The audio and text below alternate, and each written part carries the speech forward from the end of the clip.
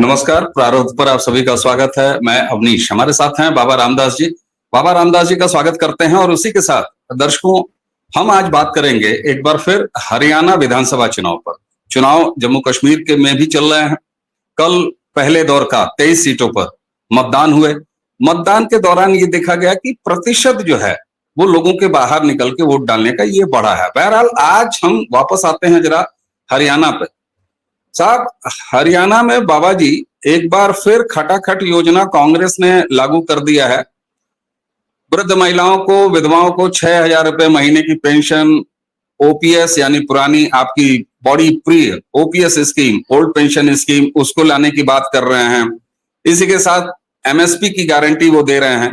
अब अगर देखा जाए तो कांग्रेस जिस तरीके से ये फ्री बीज और चाहे सरकारों पर उसका कोई भी असर पड़े, चाहे वो आप देखिए हिमाचल की सरकार का अभी भी है, लेकिन कांग्रेस इस रास्ते से रुक नहीं रही है। और मुझे लगता है कि ये उनका एक नियोजित एजेंडा है कि ऐसे कार्यक्रम अनाउंस कर दो कि उसके बदौलत तुम राज्य सरकार में आ तो जाओ, लेकिन सरकार की क्या हालत होगी, राज्य की इकोनॉमी की क्या हालत होगी, उससे उनका कोई मतलब नहीं है। बहरहाल आप जुलाना के पीछे भी बाबा जी बहुत पड़े हुए हैं। विनेश फोगाट वहां पर कांग्रेस की नेता जो अब चुनाव लड़ रही हैं, हालांकि कांग्रेस में वो अब शामिल हुई हैं नेतागिरी कांग्रेस के बिहाफ से, तो वो 1.5-2 साल से कर रही हैं। हरियाणा का चुनाव अब जबकि अरविंद केजरीवाल भी बाहर आ गए हैं, भूतपूर्व हो गए हैं, एक वर्तमान को यानी कि खाली हो गए हैं, शीशमहल अभी भी उनके कब्जे में है, हरियाणा में उनके कैंडिडेट भी लड़ रहे हैं। इन सारे ताने बाने के बीच में हरियाणा का चुनाव अब किस करवट बैठते हुए देख रहे हैं बाबा जी? देखिए, हरियाणा का चुनाव फंसा हुआ है और हरियाणा में मल्टीपोलर कॉन्टेस्ट तो खैर पहले से था। जस जस मतदान की तारीख नजदीक आ रही है, अभी तो चुनाव गरमा रहा है। आपको मालूम है, अभी तो मान लीजिए 15 से ज्यादा दिन पड़े हुए हैं और अभी तो सेनाएं आमने सामने खड़ी हुई हैं। अब जाके भाई नामांकन हो गया, वापस ले लिया गया, अब क्लियर हो गया भाई कौन कहाँ खड़ा है। प्रत्याशी जो है मैदान में घूम रहे हैं। मुख्यतया चुनाव जो है उसमें 5 या 6 पक्ष तो सामने दिख रहे हैं। कांग्रेस, बीजेपी, इनेलो, जजपा, आम आदमी पार्टी और 30 से ज्यादा सीटों पर निर्दलीय। तो जब हम हरियाणा में जब निर्दलीय की बात करते हैं ना, तो ये आम प्रदेशों के निर्दलीय जैसा नहीं है। हरियाणा का निर्दलीय जो होता है वो एक पार्टी है मान लीजिए, और हरियाणा में कम से कम 90 की विधानसभा में हर चुनाव में मिनिमम 30 1/3 ऐसे निर्दलीय होते हैं जो कि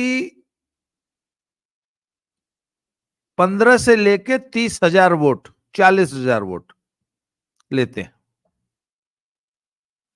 अब सब 1.25 लाख के आसपास की सब विधानसभा है।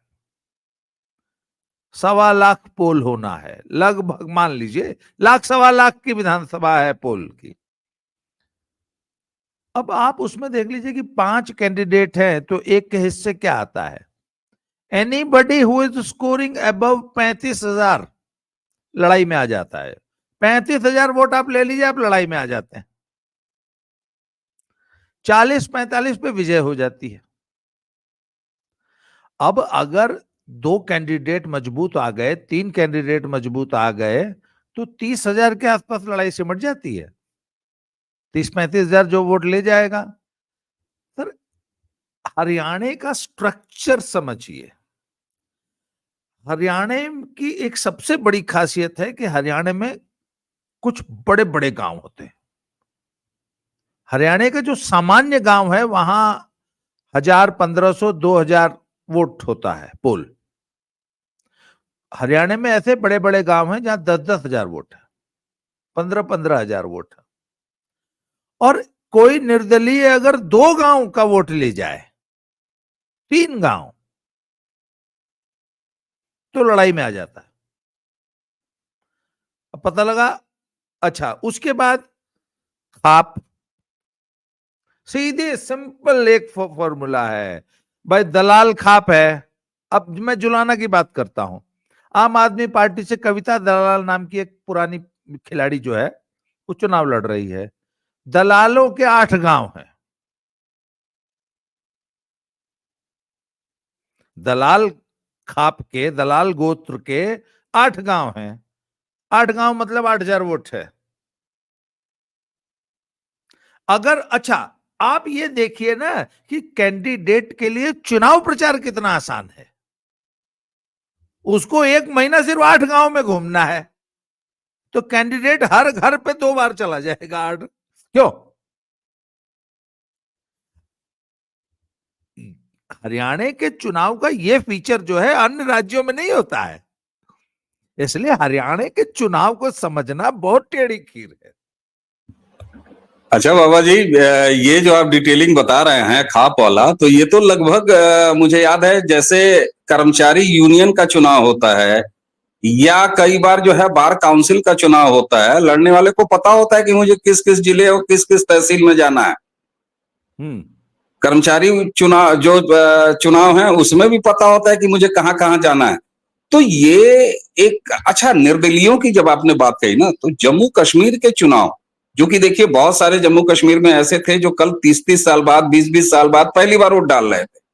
वहां भी निर्दलीयों की बहुत अच्छी खासी संख्या है और कई सीटों पर वो प्रभावकारी है। ये निर्दलीय वाला जो कॉन्सेप्ट किस वजह से आता है? ये क्या खाप, एक बिरादरी, एक वर्ग, एक जाति, इस पर जब राजनीति आधारित हो जाती है, क्योंकि उत्तर प्रदेश जैसे बड़े राज्य, राजस्थान जैसे बड़े राज्य, बिहार जैसे बड़े राज्य, इसमें ये नहीं देखने को मिलता। और यहीं आपने एक कहा ना कि बाकी जगह के निर्दलीयों में और हरियाणा के निर्दलीयों में अंतर है, तो क्या वो समाज अपने जाति, बिरादरी और इसमें ज्यादा सेंट्रलाइज्ड है, इस वजह से निर्दलीय इतने वहां पर इफेक्टिव हो जाते हैं? और दूसरी तरफ आपने कहा कि कुछ चुनाव लड़ना भी आसान हो जाता है, केवल अपने ही खाप वाले गांव में घूमना भी है। तो ये दोनों बातें एक तरफ इशारा कर रही हैं। जाति देखिए, एक तो एक बड़ा सेट है भाई, 1.5-2 लाख वोटर हैं टोटल कॉन्स्टिट्यूंसी में, उसमें एक सेट आपने बना लिया जाट, जाति। उसमें भी एक सबसेट है अपने गोत्र के जाट। अब आपको ये पिन पॉइंटेड मालूम है कि हमारे गोत्र के कितने गांव हैं। अब मान लीजिए आपने चुनाव लड़ने का मूड बना लिया और आप पिछले 2 सालों से, अच्छा 40, 45, 50 गांव की विधानसभा है। अब आप 50 गांव में, उसमें भी आपको टारगेट 8 गांव करने हैं।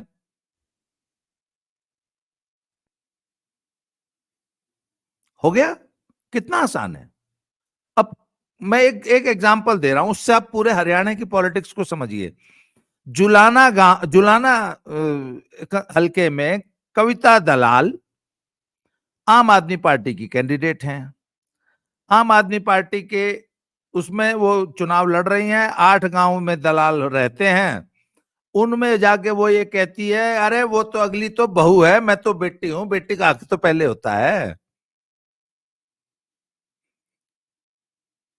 विनेश तो बहू है, मैं बेटी हूं, बेटी का हक पहले होता है। ये एक भावनात्मक अपील है, करनी सिर्फ दलालों में है। अच्छा, उधर विनेश के साथ प्रॉब्लम है, राठी है वो खुद फोगाट है, फोगाट का एक भी वोट नहीं है पुराने जुलाना में। फोगाट गोत्र का शादी हुई है राठियों में, राठियों का सिर्फ एक गांव है जिसका 500 वोट है। अब उसको चुनाव लड़ना है सिर्फ हुड्डा के बल पे, या उसको कांग्रेस की अपील। अब भैया कांग्रेस से ज्यादा खाप की अपील है। अब आगे सुनिए, लाठर साहब हैं इनेलो के कैंडिडेट, लाठर गोत्र के हैं, लगभग 40-45 हजार वोट। एक वो है, क्या नाम, ढांडा साहब हैं, वो सिटिंग एमएलए हैं, वो जजपा से लड़ रहे हैं। राठी साहब है ही हैं जो कांग्रेस से लड़ रही हैं।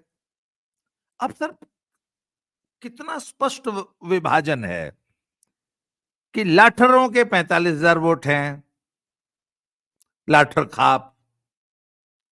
ढांडा साहब के पता नहीं कितने गांव हैं, ऐसे 10-12-15 गांव हैं, उनके भी 25,000 वोट हैं। दलाल साहब के 8 गांव हैं, राठी साहब का एक भी गांव नहीं है। अब ये 4 जाट लड़ रहे हैं जुलाना में। उधर बैरागी साहब जो है वो ओबीसी कैंडिडेट हैं और नॉन जाट का सारा वोट खींच के ले जा रहे हैं।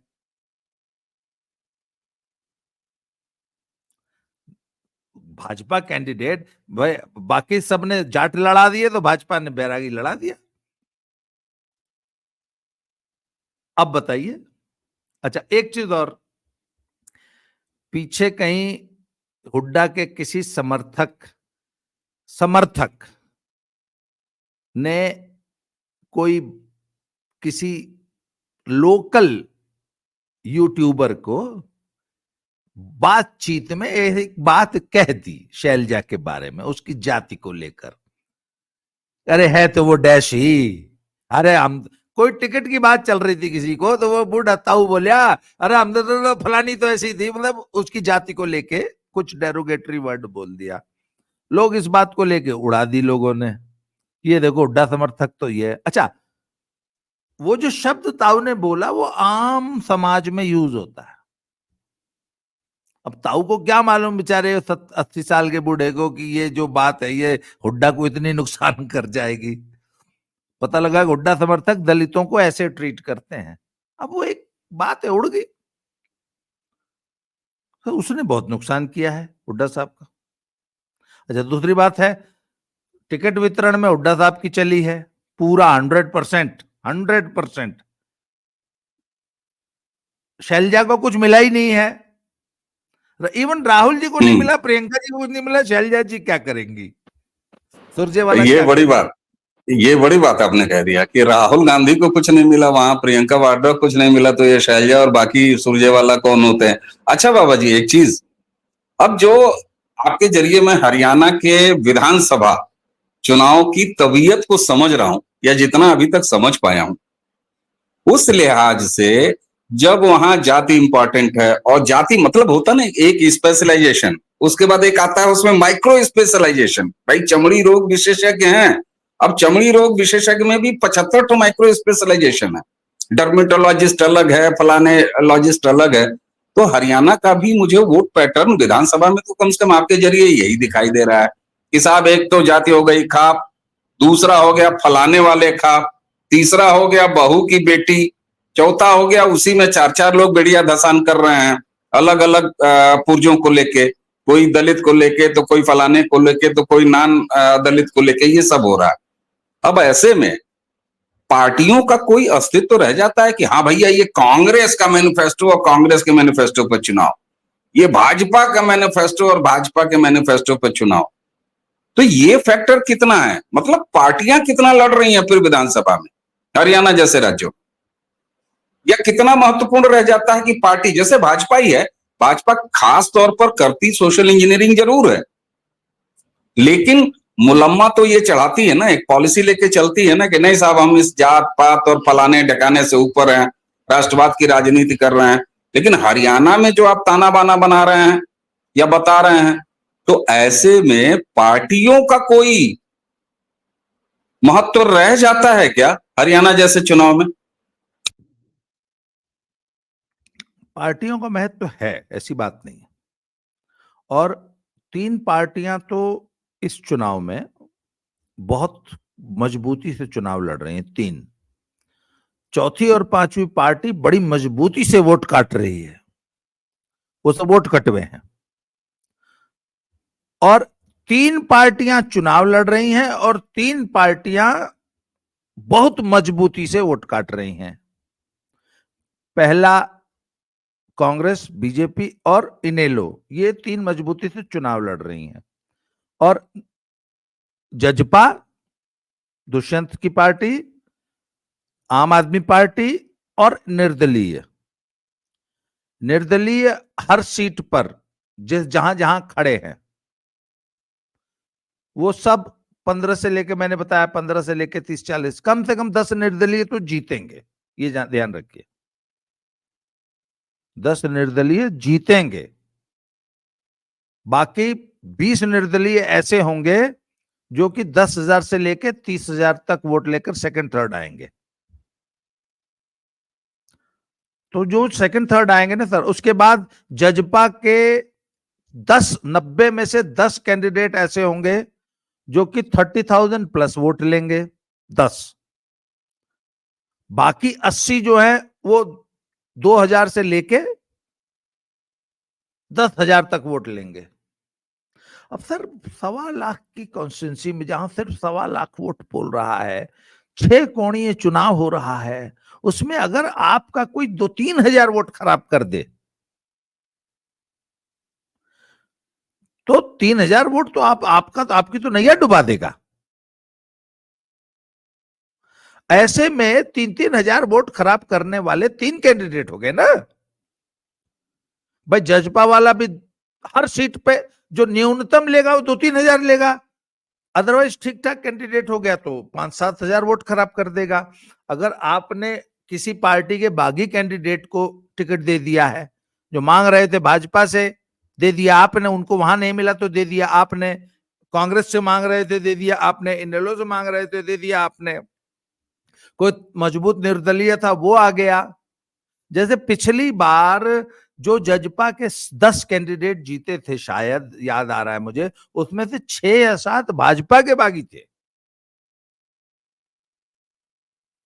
ये बागियों वाला तो हर चुनाव में, अच्छा ये बागियों वाला तो देखिए हर चुनाव में चलता है, हर राज्य में चलता है, क्या लोकसभा क्या विधानसभा। अच्छा एक चीज आप जब ये कह रहे हैं कि 10 तो ऐसे निर्दलीय हैं जो जीतने की उम्मीद जिसके आप लगा के बैठे हैं, यानी अगर ये बताइए साहब कि 90 की कुल विधानसभा वाली संख्या में 10 अगर निर्दलीय जीत के आए तो इस हिसाब से तो फिर वो सरकार किसकी बनेगी, इसमें महत्वपूर्ण दखल वो देने लग जाएंगे, क्योंकि वो तो पूरा चुनाव ही पलट देंगे ना भाई। 90 की विधानसभा में अगर 10, अच्छा हर बार ऐसा होता है विधानसभा के चुनाव में, हरियाणा में हर बार निर्दलीयों की बहुत जबरदस्त, अगर तो स्पष्ट बहुमत कोई पार्टी ले गई तब तो मान लीजिए हो गया, पर अब जब से ये तोड़फोड़ की राजनीति शुरू हुई है, जिसको हम लोग कुछ लोग अमित शाह की राजनीति, नहीं अंतरात्मा, नहीं अंतरात्मा के आवाज की राजनीति, अंतरात्मा वाली राजनीति है,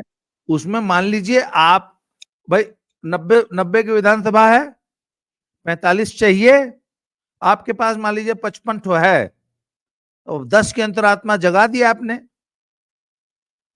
10 की अंतरात्मा। अच्छा आजकल अंतरात्मा में जागने का एक और बहुत नया तरीका है, वो जरूरी नहीं है कि दल बदल करें, इस्तीफा दिलवा देंगे। हाँ? आजकल तो इस्तीफा दिलवा के राजनीति हो रही है। अब देखिए अगर आप अंतरात्मा के जगने के तरीके पर जाएंगे तो स्वाति मालीवाल का देखिए अंतरात्मा ऐसा जगा कि अंतरात्मा भी जग गई है, इस्तीफा भी नहीं देना पड़ा, राज्यसभा सांसदी भी बची है, और मजे की बात जो मालिक है वो ले भी नहीं पा रहा है सांसदी की, लेके दिखा दो। तो अंतरात्माएं तो कई तरह से जग रही हैं। अच्छा इस हिसाब से अगर ये माना जाए तो भारतीय जनता पार्टी के खिलाफ एंटी इनकम्बेंसी भाई है, हम ये नहीं कह रहे हैं सैनी के खिलाफ है, लेकिन सैनी भाजपा के मुख्यमंत्री है ना, जिसका कि शासन जो है लंबे समय से चला आ रहा है। एंटी इनकम्बेंसी को कितना पाटने में सफल हो पाई है कांग्रेस और बीजेपी, इस दोनों का कद अब जबकि सारे पर्चे भरे जा चुके हैं, नाम वापसी हो चुकी है, अब तय हो चुका है कि इसी जो परिदृश्य है इसी को इलेक्शन में जाना है और वोटिंग तक इसी सफर को जारी रखना है। तो अब दोनों के कद में कितना अंतर देख रहे हैं, या दोनों कहां खड़े हैं, भाजपा और कांग्रेस?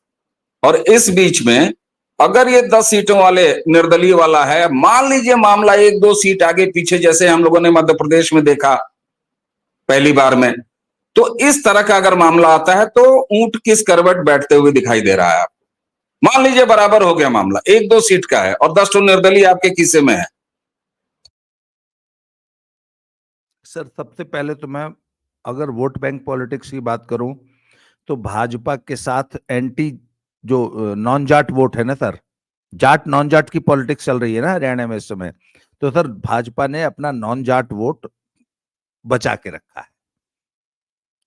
और एक शक था कि शायद अपना दलित वोट जो है वो कांग्रेस की तरफ जब लोकसभा में खिसका था, बहुत हद तक भाजपा में वापस आ चुका है, क्योंकि क्योंकि शैलजा न्यूट्रल दिखाई दे रही हैं। तो नॉन जाट वोट जो कि लगभग लगभग 70% के आसपास है, भाजपा उसकी राजनीति कर रही है और टिकट वितरण में उसकी राजनीति स्पष्ट दिखाई दे रही है। जाटों का वोट काटने वाली 4 पार्टियां हैं, 3 कांग्रेस, जजपा, इनेलो प्लस निर्दलीय, कुछ हद ठीक तक है। आम आदमी पार्टी भी। तो ये जो जाट नॉन जाट की पॉलिटिक्स, इसमें हमेशा भाजपा भारी पड़ेगी। अब बात यह है कि एंटी इनकम्बेंसी का क्या असर पड़ता है, तो लोकसभा में वोट देकर और लोकसभा के बाद जो घटनाक्रम हुआ है, बांग्लादेश का कू, राहुल गांधी की हरकतें अमेरिका में और इधर उधर, तो इन सब चीजों का फ्लोटिंग वोट सब पे मैं कहता हूं, मानता हूं नहीं असर पड़ता, पर सर जो 2-3% हमेशा हमेशा फ्लोटिंग वोट पे तो असर पड़ता है ना। कुल मिला के सर आज की तारीख में इक्वेशन ये है कि भाजपा और कांग्रेस एकदम नेक टू नेक खड़े हैं। बिल्कुल, अगर ये आपका आकलन है सर कि आज की तारीख में भारतीय जनता पार्टी और कांग्रेस हरियाणा के चुनाव में नेक टू नेक खड़े हैं, तो 90 सीटों वाली छोटी विधानसभा में निर्दलियों का इतना प्रभाव कहीं भी लेके जा सकता है। और आपने शुरुआत में ही कहा और ये माना भी जाता है सर कि चुनाव तो अब शुरू हुआ है, अब तो गर्मी आनी शुरू होगी। और फ्लोटिंग वोट की जो बात कर रहे हैं ना आप, 3% फ्लोटिंग वोट ही अंतिम नतीजे डिसाइड कर देते हैं सर, क्योंकि और खास तौर से बड़े राज्यों में तो मान लीजिए इसका थोड़ा कम असर पड़े, लेकिन 90 सीटों वाली अगर कोई छोटी विधानसभा का राज्य है तो 3% फ्लोटिंग वोट किस तरफ जाके खड़ा हो जाएगा। दूसरी चीज, जाट वर्सेस नॉन जाट, बाकी 36-38 जातियां, इनकी राजनीति अभी भी चल रही है और वो प्राथमिकता है हरियाणा जैसे राज्य के चुनाव में, तो वहां पर बीजेपी कैपिटलाइज करते हुए दिखाई दे रही है। जाट वोट को लगातार बांटने के लिए 4 से 5 लोग खड़े हुए हैं, आम आदमी पार्टी भी खड़ी हुई है वहां पर। तो ये सारी चीजें तो ये बताता है कि सर मामला जो है वो भाजपा वैसे भी बहुकोणीय मुकाबले में अच्छा करना जानती है और इसके लिए जानी जाती है। तो कहां किस तरफ जा रहा है चुनाव? जी जी, आप कुछ कहना भी चाह रहे थे, अंतिम टिप्पणी आपकी बाबू जी। जी दलित वोट पे अगर हम थोड़ा सा 2 मिनट डिस्कस करते हैं, बसपा का चुनाव पूर्व समझौता है इनेलो के साथ, चंद्रशेखर आजाद का चुनाव पूर्व समझौता है जजपा के साथ, चंद्रशेखर रावण का। शैलजा और वह उस ताऊ की गलत टिप्पणी ने थोड़ा सा रब कर दिया है दलित वोट को, और वो एक प्रोपेगेंडा चल रहा है। प्लस भाजपा पहले से जो है दलित वोट को अपनी तरफ अट्रैक्ट करती आई है, तो दलित वोट भी 4 जगह बढ़ता हुआ दिखाई दे रहा है।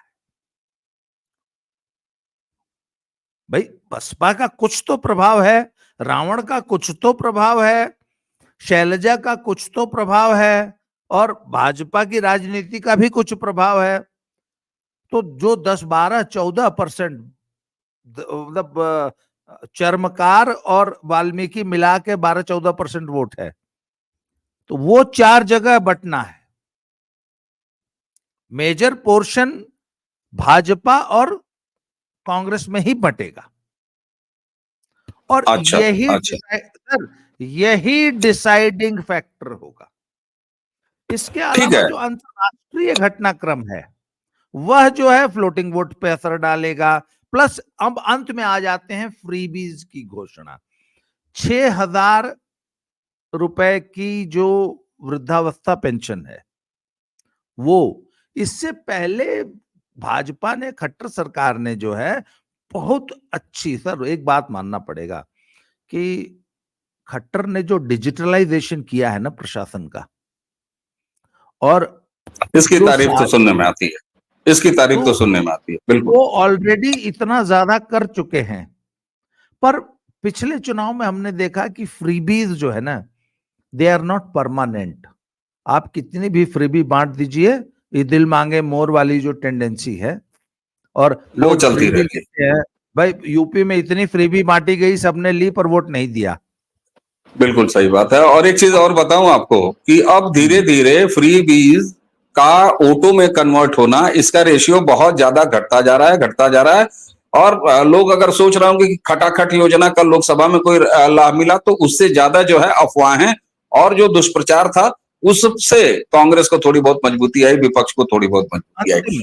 जी जी, बीजेपी एक सेंटिमेंट पे खेलेगी अंतिम चुनाव वाले दिन, एक दिन पहले, कि अगर हुड्डा का राज आया मतलब जाटों का राज आया।